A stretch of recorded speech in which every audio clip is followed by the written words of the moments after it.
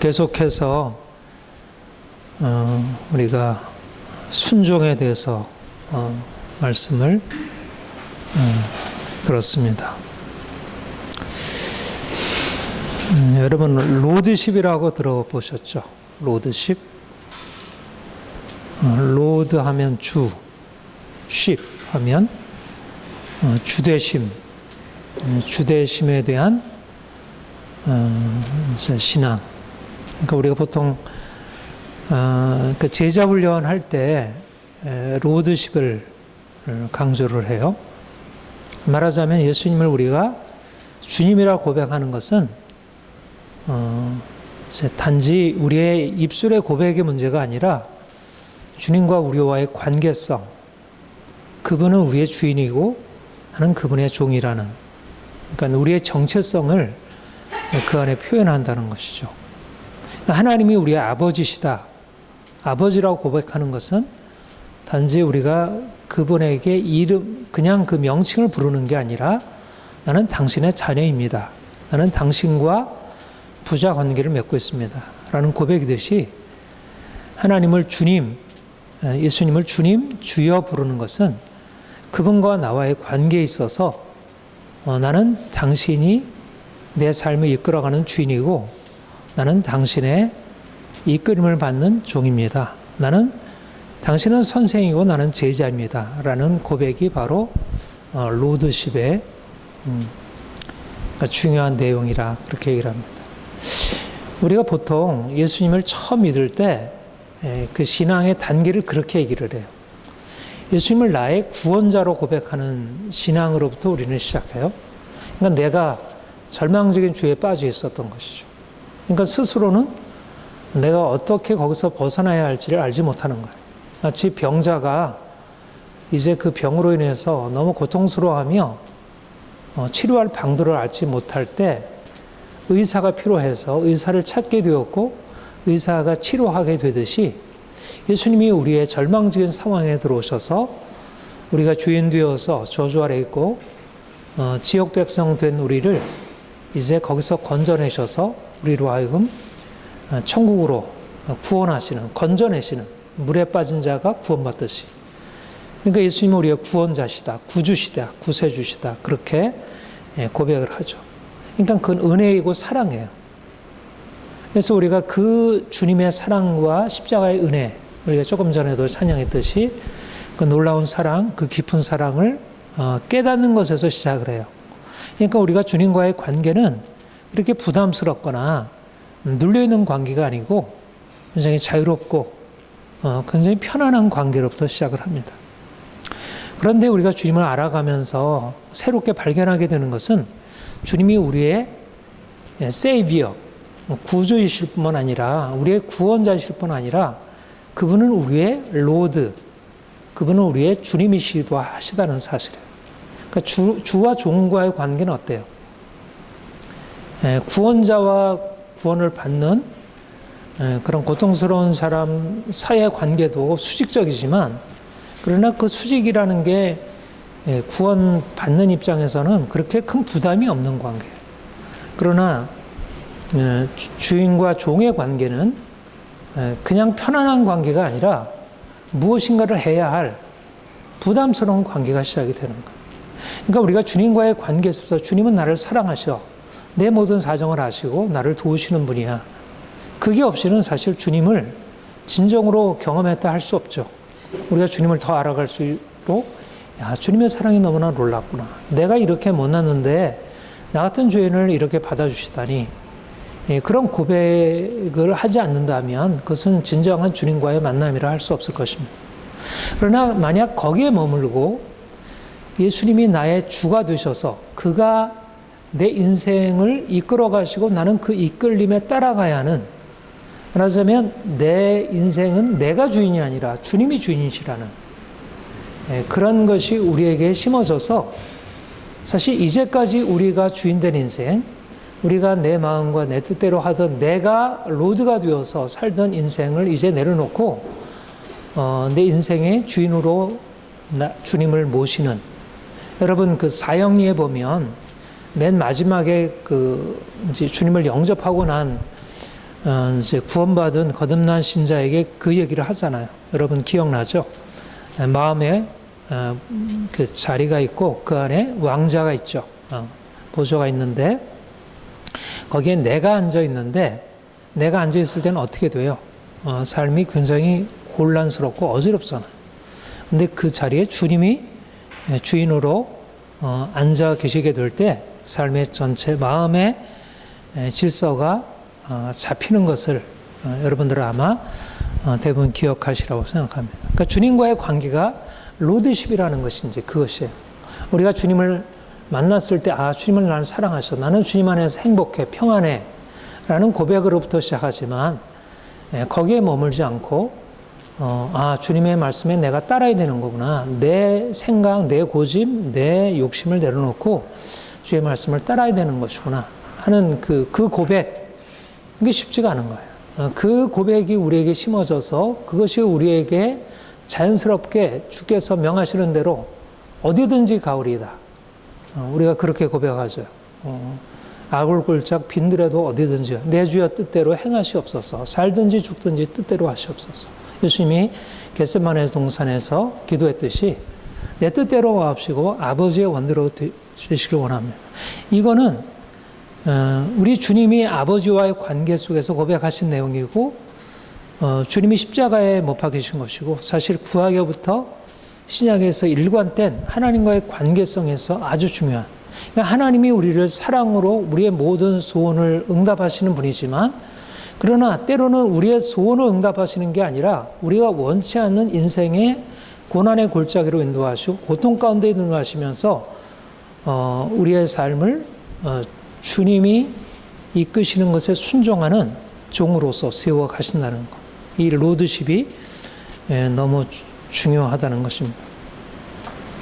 그런데 아까 여러분들 그 사형리에 나와 있는 마음의 보호자에 대한 얘기를 했지만 사실 인생이 내가 주인이 아니고 주님이 내 인생의 주가 된다고 하면 인생이 고달퍼 보여요. 그렇잖아요.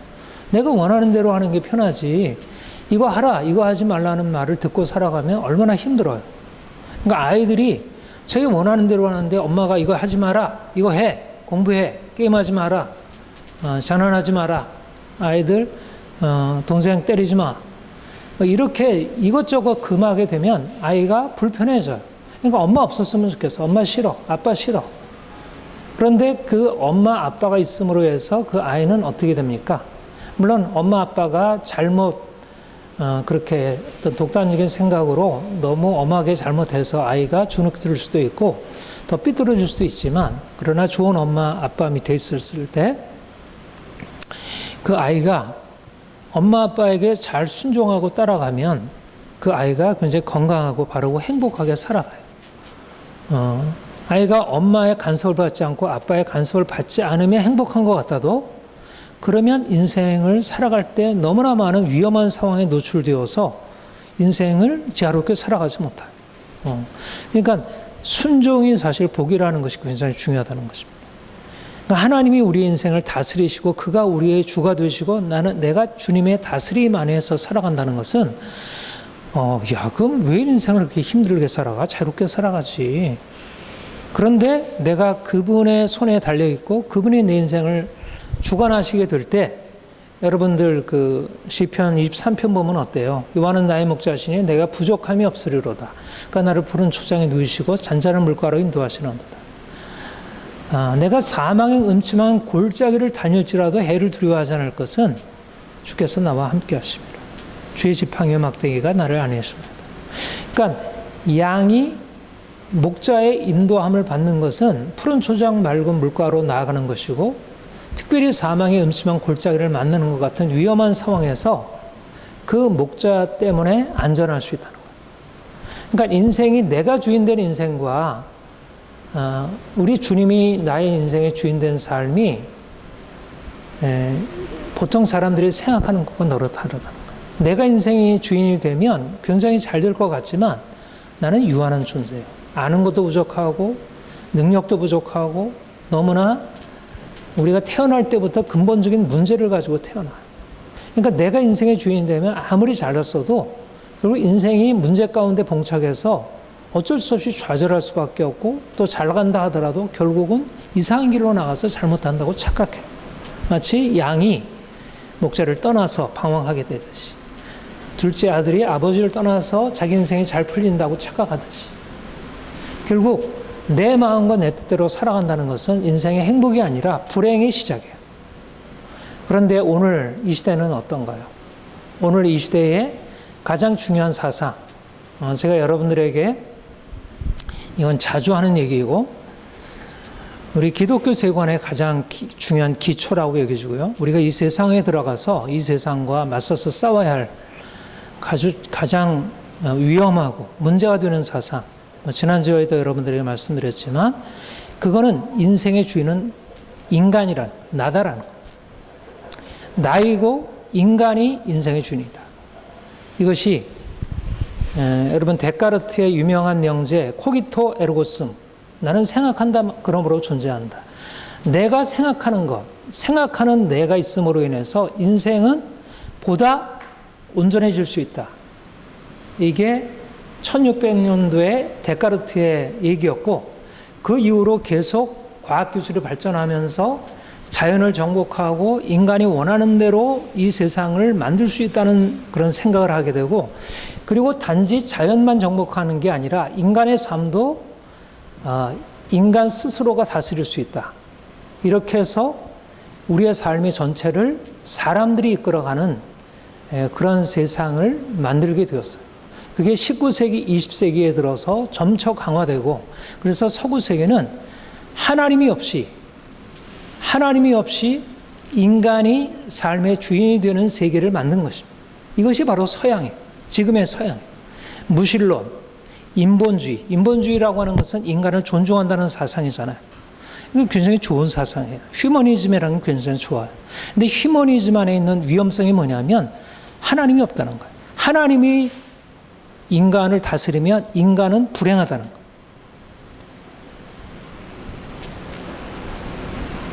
중세의 종교, 잘못된 기독교 신앙은 인간을 불행하게 만들었어요.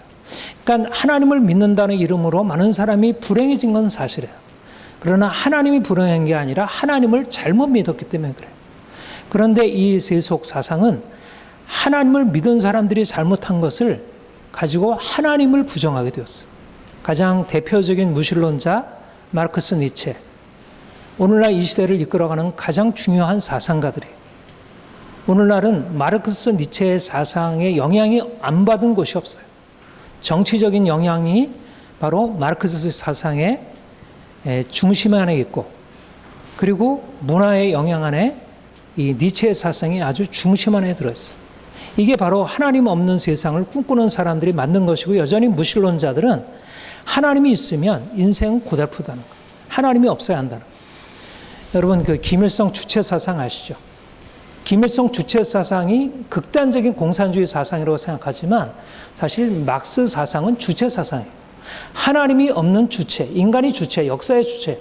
그러니까 스탈린이나 모태똥이나 지금 시진핑이나 김일성이나 김정은이나 좀 정도가 다르고 더 악해진 것은 있지만 기본적인 사상의 뿌리는 비슷한 것입니다. 막스의 사상과 스탈린 사상의 레닌 스탈린으로 이어지는 사상의 근본적인 뿌리는 하나님이 없이 인간이 주체가 되어야 한다는 생각. 그런데 인간이 주체가 되면 지금 우리 공산주의 사회에서 드러난 건 뭐죠? 우리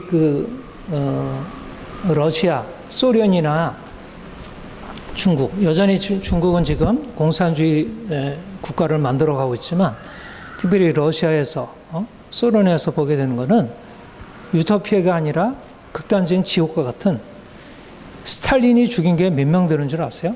3천만 명인가?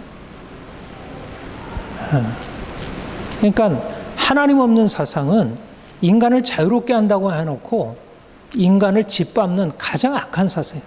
세상에 그런 독재도 그런 독재가 없어요. 지금 북한과 같은 사회가 가장 악한 사회잖아요. 공산주의, 시진핑이 다스리는 중국.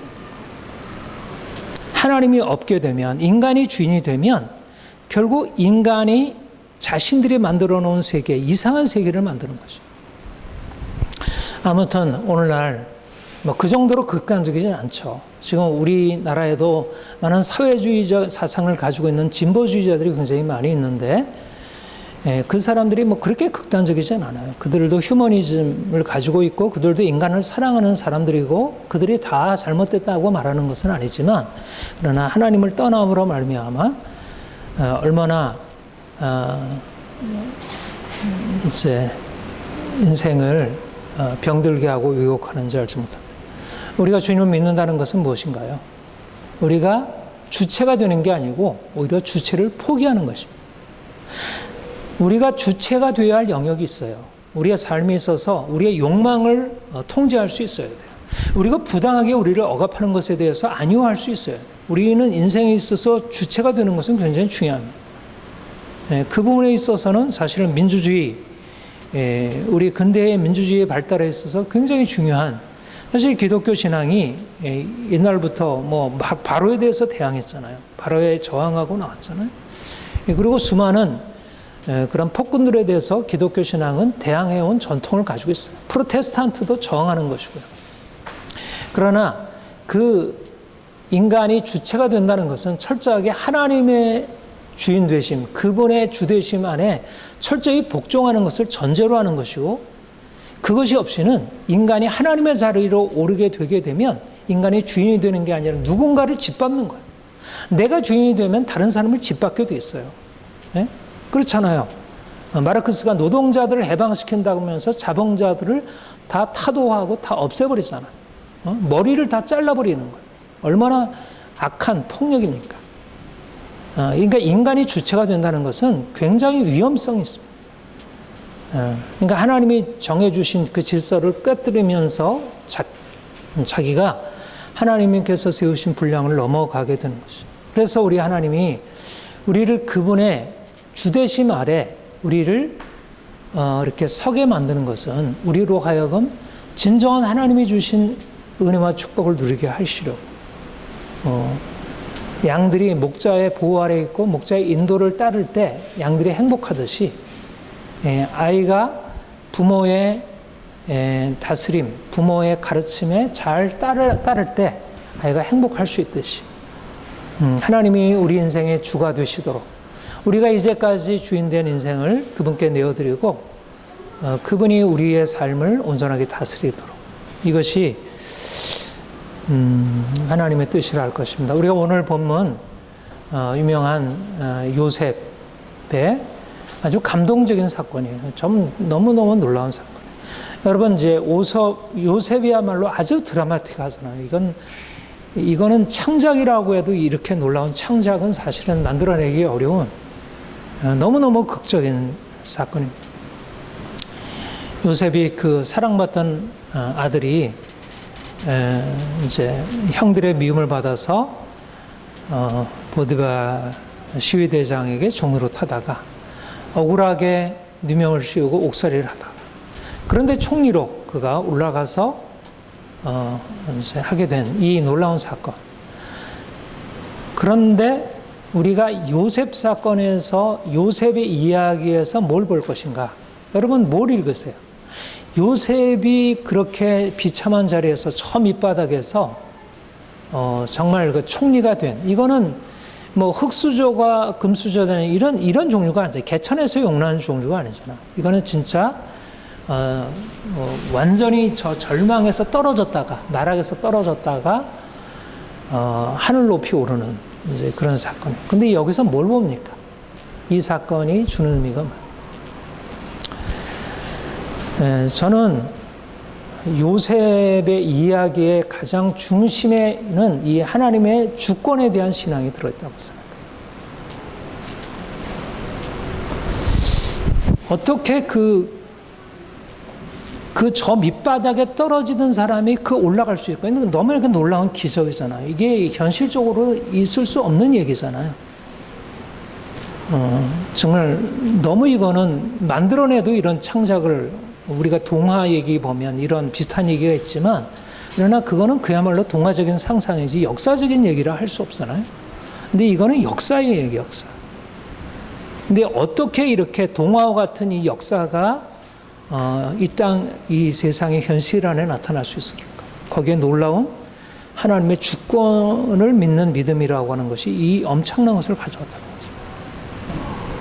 거죠. 그러니까 주권을 믿는다는 것, 하나님이 내 인생의 주인 되신다는 것을 믿는 것은 엄청난 기적을 그 안에 내포하고 있다는 거예요. 요셉이 형들의 미움을 받아서 시위대장 보디발의 집에 팔렸죠. 나락으로 떨어졌잖아요. 여러분, 그 상황에 여러분들이 처해 있다고 생각해 보세요. 한번 거기에 대해서 한번 감정이입을 놓고 생각을 해보세요. 어떤 마음이겠어요? 일단 당장에 드러나는 건 뭐예요? 자기 신세에 대해서 너무 두렵고 한탄스럽고 내가 왜 이렇게 됐나 후회도 되고, 그리고 무엇보다 들어오는 감정이 뭐겠어요? 형들에 대한 미움이겠죠. 응?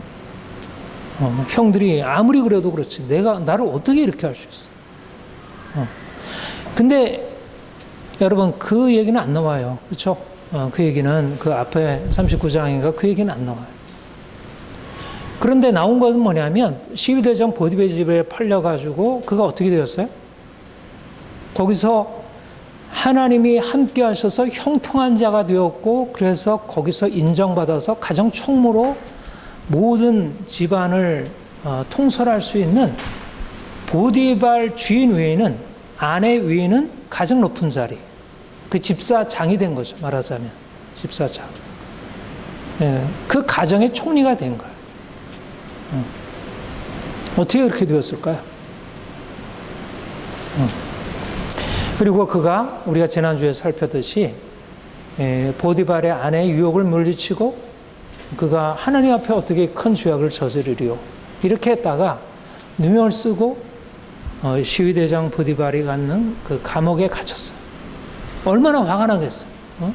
보디발의 아내 보디발에 대해서 이렇게 내가 주인에게 충성하고 이렇게 잘 보였는데, 아니 아내를 의심할 수 있지, 어떻게 나를 의심할 수 있으며 나를 이렇게 할 수 있나, 얼마나 화가 나겠어요. 근데 거기에 대해서는 일체 나와 있지는 않아요. 거기에 대해서. 그런데 감옥에 들어가서도 어떻게 했나요? 그가 형통한 자가 됩니다.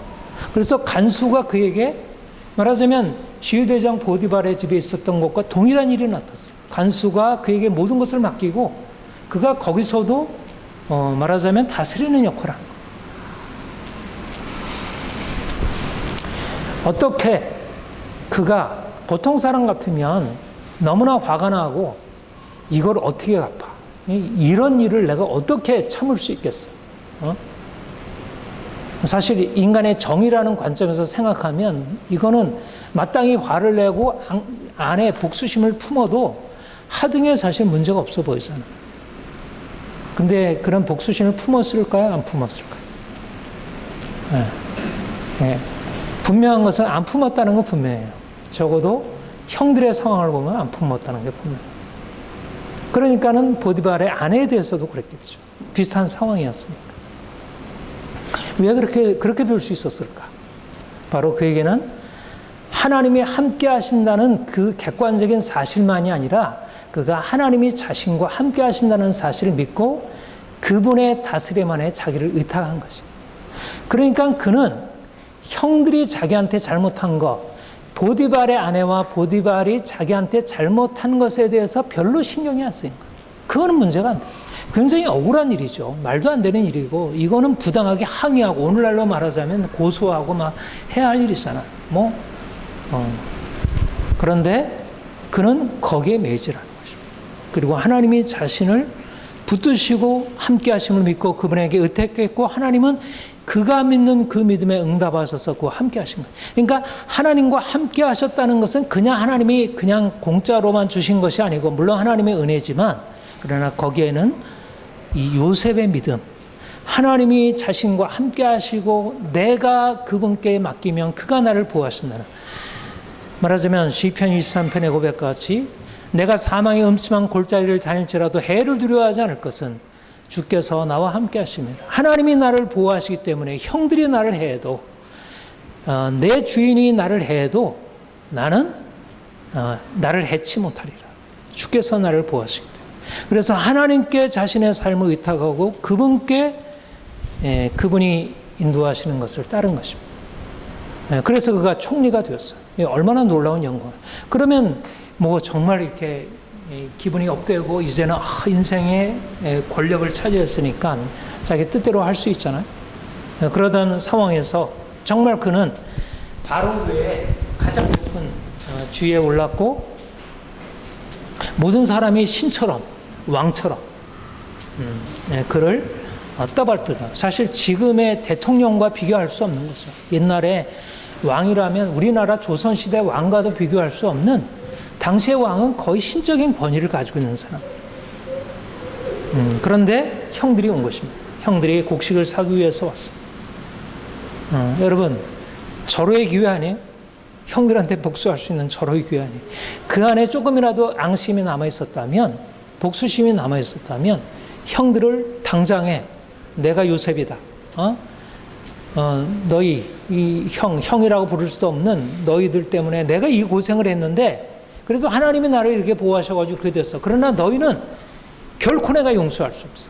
그래서 그를 처벌하는 것이 마땅할 수 있잖아요. 그렇다고 해서 뭐가 문제될 거 어디 있겠어요?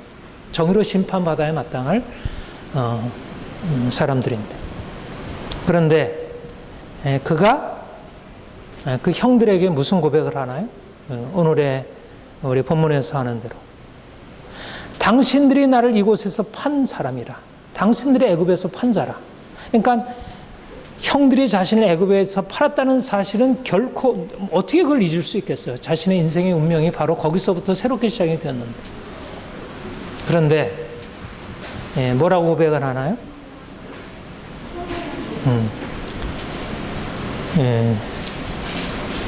40 몇 절이죠? 당신들이 이곳에 팔았다고, 당신들이 판 자라.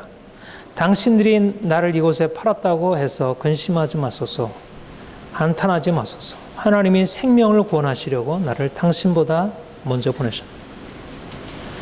당신들이 나를 팔았습니다. 그러나 그것 때문에 한탄하고 근심하지 마소서. 잘못하지 않았다는 얘기인가요? 분명히 잘못한 거예요. 그러나 그는 형들이 잘못한 것보다 형들의 잘못을 통해서 그 배후에 일하신 하나님을 본 것입니다. 하나님이 생명을 구원하시려고 나를 당신보다 먼저 보내신 것입니다. 당신이 팔았지만 당신들이 나를 판 게 아니고, 그게 주체가 아니고, 당신들이 주체가 되어서 당신들이 가해자가 되고 내가 피해자가 되어서 이 고통을 당한 게 아니고, 하나님이 당신들의 잘못을 통해서 나를 이곳에 먼저 보내셔서 많은 사람들의 생명을 구원하시려고 하신 것입니다. 그리고 그런즉 나를 이리로 보낸 이는 당신들이 아니요, 당신들이 나를 이리로 보냈습니다 해놓고 당신들이 나를 이리로 보낸 것이 아닙니다. 그러니까 그거는 보냈다 하더라도 그것은 중요한 사실이 아닙니다. 중요한 사실은 당신들이 나를 이곳에 보냈다는, 나를 이곳에 팔았다는 그 당신들의 악행이 문제가 아니라 하나님이 나를 바로의 아버지로 삼으시고 그 온 집의 주로 삼으시며 온 땅의 통치자로 삼으신 것입니다. 이것이 바로 요셉이 알았던 하나님. 이게 이런 고백이 갑자기 형을 만났으니까 이런 고백이 나왔겠어요?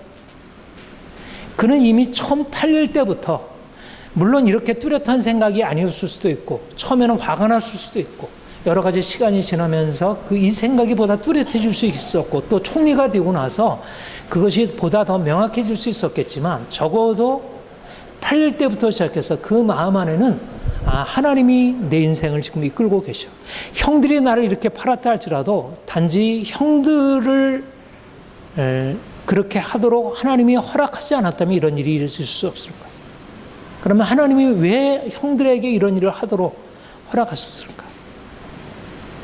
그는 하나님을 신뢰했던 거예요. 그리고 어렸을 때 꿈, 하나님이 그를 높이셔서 형들을 그 발 아래 무릎 꿇게 하실 것과 아버지 엄마까지도 그 발 아래 무릎 꿇게 할 것이라고 하는 그 꿈과 연결해서 하나님이 지금으로서는 도무지 이해할 수 없지만 하나님은 내 꿈을 이루실 거예요. 그에게 주어진 것은 형들의 잘못, 그로 인해서 그 자신의 인생이 처참하게 빠져있는 그 상황이지만, 그러나 그 상황에서 그는 형들의 잘못, 자기 인생의 비참한 운명을 본 게 아니라 그 가운데서 행하시고 있는 하나님, 하나님이 나를 이곳에 보내셨고 하나님의 목적은 이루어질 거야. 하나님의 꿈은 이루어질 거야. 내 생각은 내 생각으로서는 어떻게 이 하나님이 나에게 주신 꿈과 이 현실이 조화를 이룰지를 도무지 알 수 없지만 반드시 하나님께서 행하실 거예요. 그래서 하나님의 행하신 것을 하나님을 주권을 신뢰하고 그분에게 자신을 맡기고, 그래서 사람에게 범죄하지 않고 미움이나 분노 가운데 사로잡히지 않았더니 하나님이 그를 높이셔서 그를 총리로 삼으시고, 형들이 봤을 때도 이 얼마나 놀라운 고백이에요. 여러분, 이건 누가 들어봐도, 이거는 믿지 않는 사람 누가 들어봐도 야, 이건 이런 걸 이상하다 할 수 있는 사람이 누가 있겠어요. 이것은 굉장히 높은, 그야말로 왕들, 어떤 왕들보다 높은, 단지 그가 총리가 되었다는 그 사실이 아니라 그가 총리가 되고 저 밑바닥에서 이제는 자기가 정말 발로 밟을 수 있는 자리에 올라와 있을 때도 그는 보복하지 아니하고 오히려 그를 용서하고 하나님이 행하셨습니다. 하나님이 행하신 것입니다. 형들을 오히려 너그럽게 용서하죠. 얼마나 통쾌한 승리예요. 형들에게 어떤 승리보다 더 큰 승리잖아요. 형들은 악으로 갚으려고 했지만 그는 선을 악으로 갚은 것입니다. 이것이 바로 고난의 길목마다 요셉을 붙들어준 신앙이었고, 하나님이 주권적으로 그와 함께 하신다는 것을 믿었기 때문에 그는 하나님께서 그를 높이시는, 그야말로 자격에 그가 그 높임을 받기에 합당한 자격을 얻은 것입니다. 여러분, 하나님은 합당한 자격을 주신 이후에 높이시는 거예요.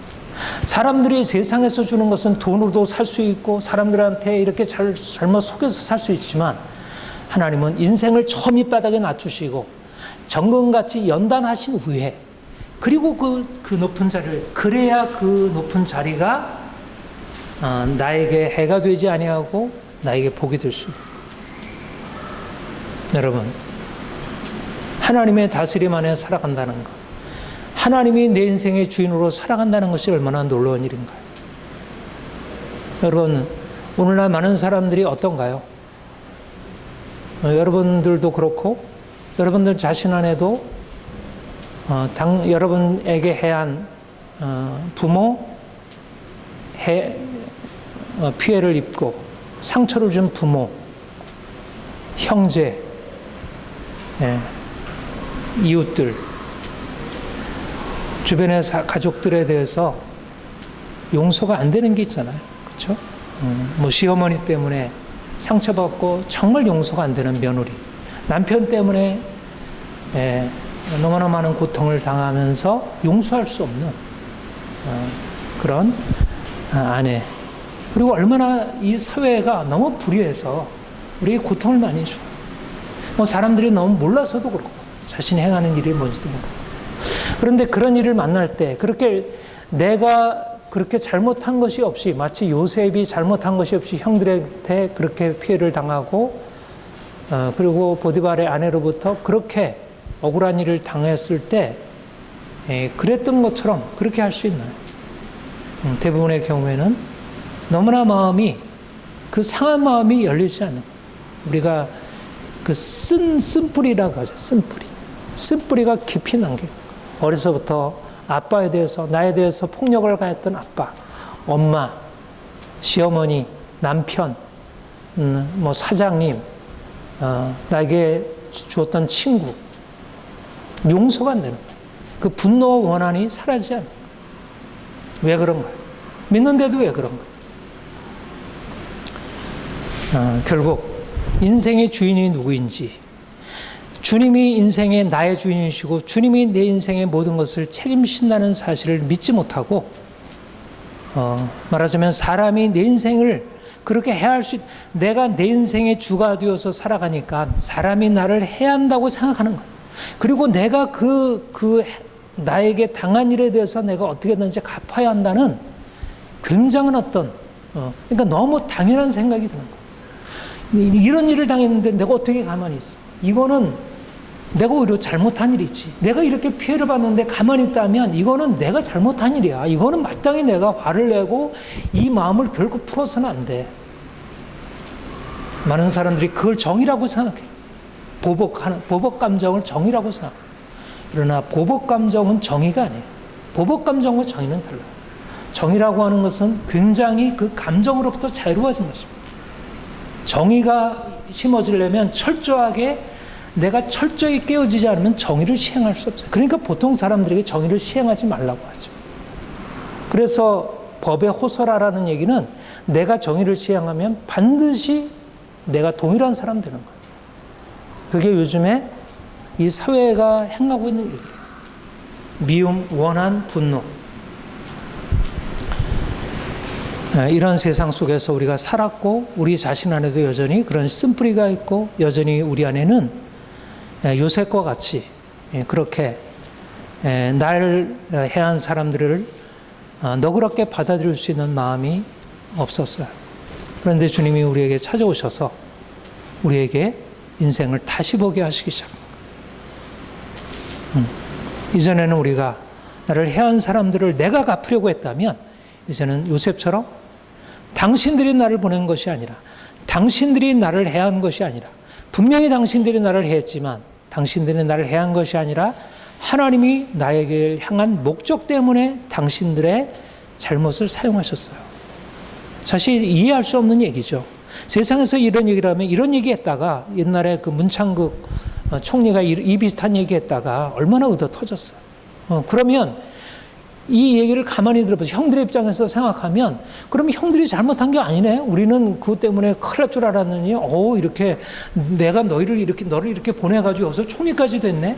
그렇게 되라는 얘기가 아니죠. 그거는 형들이 하는 얘기가 아니라 요셉이 하는 얘기죠. 요셉이. 형들은 마땅히 자신의 잘못에 대해서 그 대가를 받아야죠. 하나님은 정의의 하나님이시고. 그런데 내가 그 정의의 심판 자리에 서지 않는 것입니다. 하나님이 그를 심판하시고 형들을 심판하시고 그러나 하나님은 내가 심판할 대상이 아니고 하나님은 나를 보호하시고 나를 친히 그가 다스리신다는 것. 하나님이 주되심을 인정한다는 것이 우리의 얼마나 놀라운 것인지. 우리는 오늘날 하나님 없는 세상 속에서 너무 고통스러운 삶을 살고 있어요. 사람들이 하나님이 없기 때문에 사람들이 짓밟고 또 짓밟은 것에 대한 어떤 그 분노와 원한 때문에 갚으려고 너무나 피 흘리는 싸움을 서로 싸우고 있어요. 용서 없는 싸움. 그런데 주님이 우리에게 오셔서 이제 내 안에 거라. 나의 통치 아래 있어라. 그리고 철저히 나를 의지하고 나를 섬겨라. 하나님이 우리를 그분의 주권 아래 우리를 두시고 우리가 그 주권에 온전히 복종하고 순종하고 살아갈 때 반드시 하나님이 요셉에게 행하신 것처럼 우리에게도 놀라운 일을 행하시리라 믿습니다. 그동안 우리가 당해온 억울한 일들, 우리가 사람들로부터 인정받지 못하고 사랑받지 못하고 내가 가지고 있는 가치를 충분히 인정받지 못했다 할지라도 우리가 하나님을 온전히 신뢰하고 하나님만 바라보고 그가 반드시 나의 행한 대로 갚아주실 것을 인정하고 따라가면 하나님이 우리를 위해서 놀라운 일을 행하시는 것을 우리가 경험할 것이고 많은 사람들에게 이 엄청난 하나님, 이 놀라운 하나님을 우리가 보여줄 수 있으리라 믿습니다. 기도하겠습니다. 하나님 아버지, 하나님께서 우리를